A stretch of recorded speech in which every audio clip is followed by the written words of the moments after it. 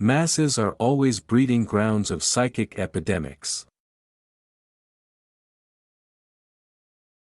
Every form of addiction is bad, no matter whether the narcotic is alcohol or morphine or idealism.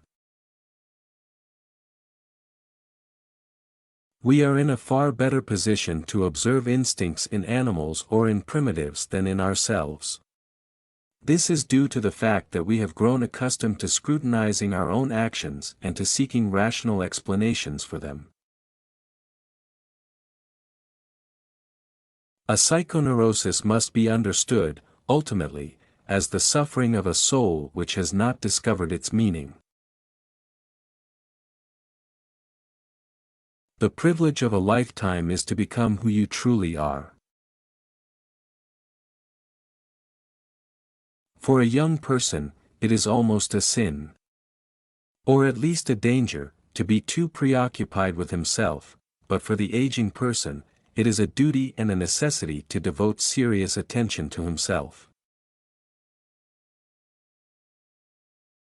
Grounded in the natural philosophy of the Middle Ages, alchemy formed a bridge, on the one hand into the past, to Gnosticism, and on the other into the future, to the modern psychology of the unconscious.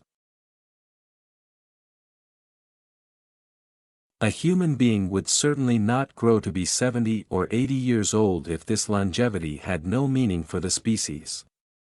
The afternoon of human life must also have a significance of its own and cannot be merely a pitiful appendage to life's morning. Neurosis is always a substitute for legitimate suffering. The world is filled with love play, from animal lust to sublime compassion.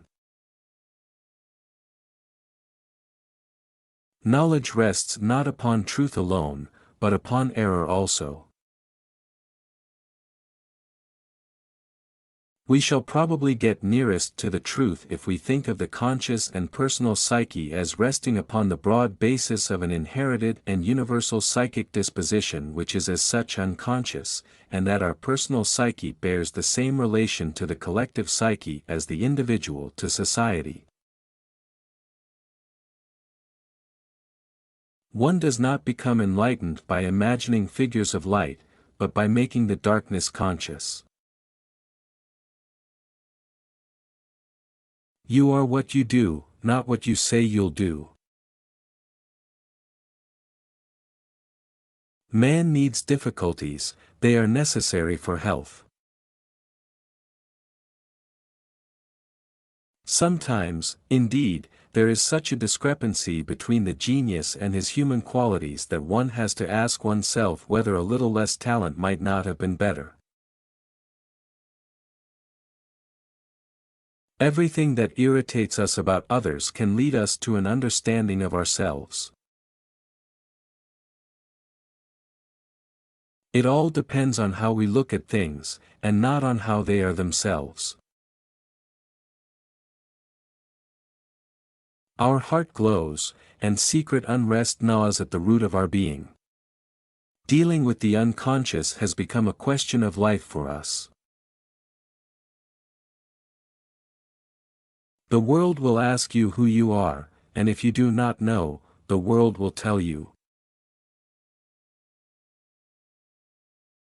The shadow is a moral problem that challenges the whole ego personality, for no one can become conscious of the shadow without considerable moral effort. I have treated many hundreds of patients. Among those in the second half of life, that is to say, over 35, there has not been one whose problem in the last resort was not that of finding a religious outlook on life. There is no such thing as a pure introvert or extrovert. Such a person would be in the lunatic asylum. Without this playing with fantasy, no creative work has ever yet come to birth. The debt we owe to the play of the imagination is incalculable. The world hangs on a thin thread, and that is the psyche of man. The true leader is always led.